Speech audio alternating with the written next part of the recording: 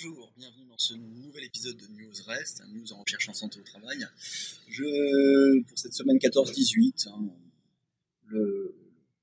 effectivement, période de vacances, période de congrès fait que nous sommes arrêtés pendant 2 semaines.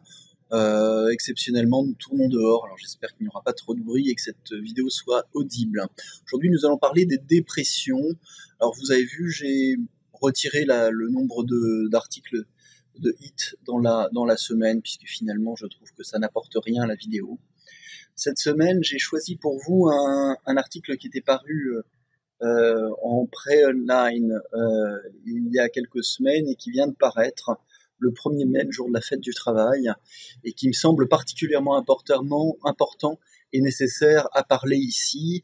Il s'agit d'un travail qui détaille un petit peu les syndromes dépressifs, plus que la dépression, et l'association avec le travail prolongé dans une revue systématique à partir d'une méta-analyse de données individuelles rassemblées en données poolées, qui a été réalisée par l'individual person pool data ou consortium IPD, qui est un consortium qui a déjà publié de nombreuses choses sur la question et qui permet de faire avancer notamment l'état des connaissances en santé au travail. 189 729 sujets suivis de 1 à 5 ans, 10 cohortes publiées, 18 non publiées, avec justement des symptômes dépressifs plus qu'une véritable dépression sur les critères, qui retrouvent une association significative, faible, 1,14, mais significative. Ce qui est très intéressant, qui trouve effectivement un lien, une association qui est différente en fonction des régions du globe, notamment par exemple en Asie où elle est à 1,5, en Europe où elle est du même ordre, mais qui est non significatif en Amérique du Nord.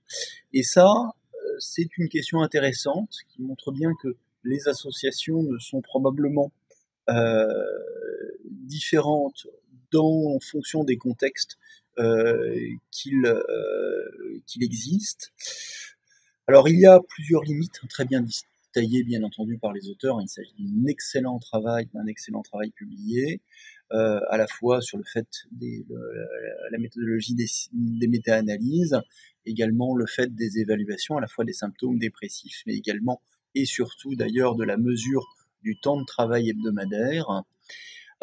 Néanmoins, ça insiste bien sur l'importance pour les praticiens de faire attention un petit peu, à l'instar des accidents vasculaires ou maintenant de la dépression, sur le fait du temps de travail prolongé qui peut avoir des conséquences, l'alcool aussi avait été déjà évoqué, sur la santé et probablement la surveillance accrue, et ce, indépendamment des questions du travail posté et du travail de nuit, qui est une question importante par elle-même. Voilà, écoutez, je vous donne un rendez-vous dans 2 semaines pour un nouvel épisode. Au revoir.